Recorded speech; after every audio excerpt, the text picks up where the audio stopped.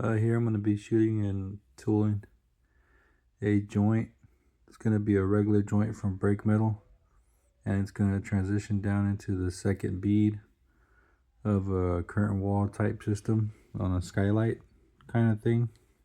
Kind of hard to describe, but it's going to go from a normal joint to a recess joint. And like any other one, I shoot everything with the gun. So that's going to take a little while. Let's see. Yep. No, not that long. So like always, make sure you pump it full.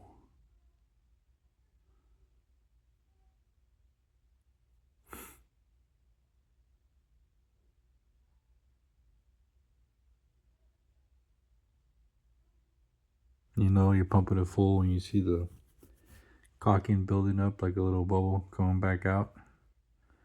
Other guys sometimes just shoot it on top of the joint and they think it's full and they just move the caulking around, but it's not really. I like to make sure it's full and that way you could smash that motherfucker in there.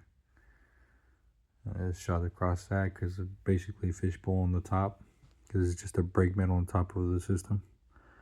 And it's kind of hard to tell because of the angle, but that joint, this is the recess one, it's back a little bit. It's just behind the beauty cap. That's why I have it taped back a little bit. And one more sausage will do it. I tried hanging on the ladder, but it wouldn't stick there. It wouldn't stick there.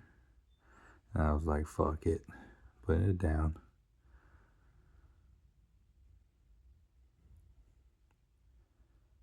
Little snips. Those are perfect for caulking. It's good to cut the sausage, good to cut the rod. All around great snips. You get them on Amazon.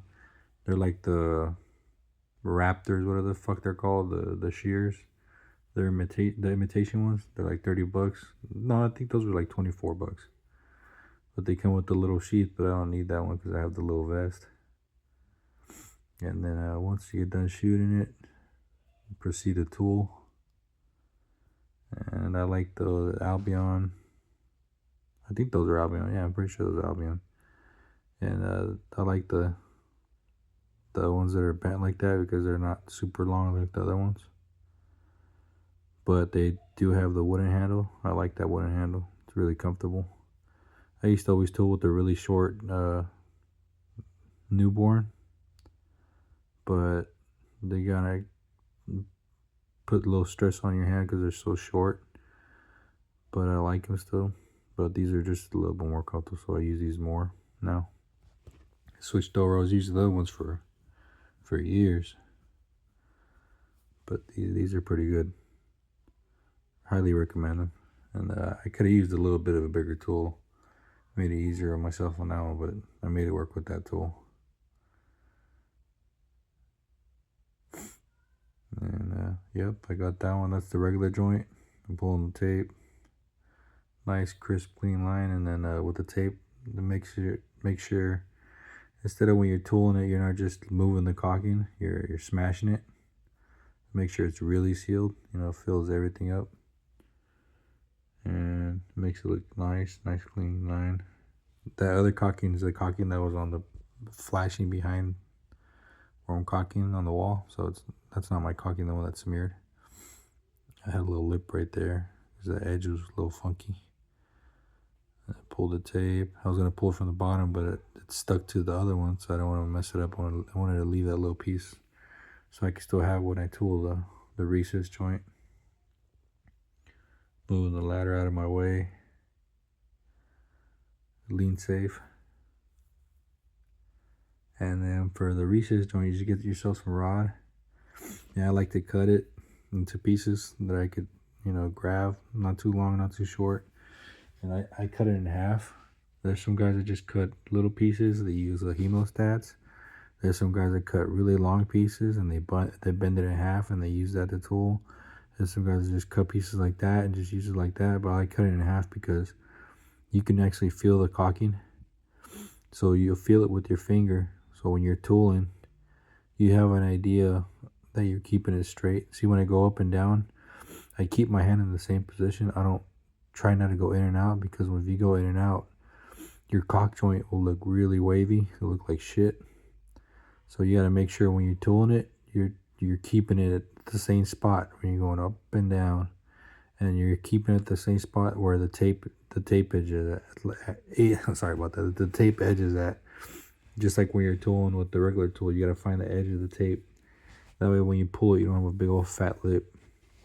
So I went up and down, and I made sure that I'm hitting the edge of the tape, and I'm keeping it straight. You can see how straight. You can already tell it's straight right there. And then right about there, I lost it. I was like, whoop, fuck. But no worries, because it's already straight from there down. So I just start off a little higher, and I bring it down. And I just bring it down to the end of it. And my video ran out on the fucking glasses because it was only 3 minutes. But I started again right over. And then I just tooled that little splice, because I didn't really need caulk in there, but they wanted me to fishbowl it where we're sealing all the little, any gap, we're sealing it. So I just sealed it. And then now I just pull the tape. Yeah, it's nice and straight bead. It's really good. And I know some of you guys are gonna hate that you shouldn't be using tape, but trust me, a professional uses tape. It's the difference between quality work and half-assing it and thinking you're good.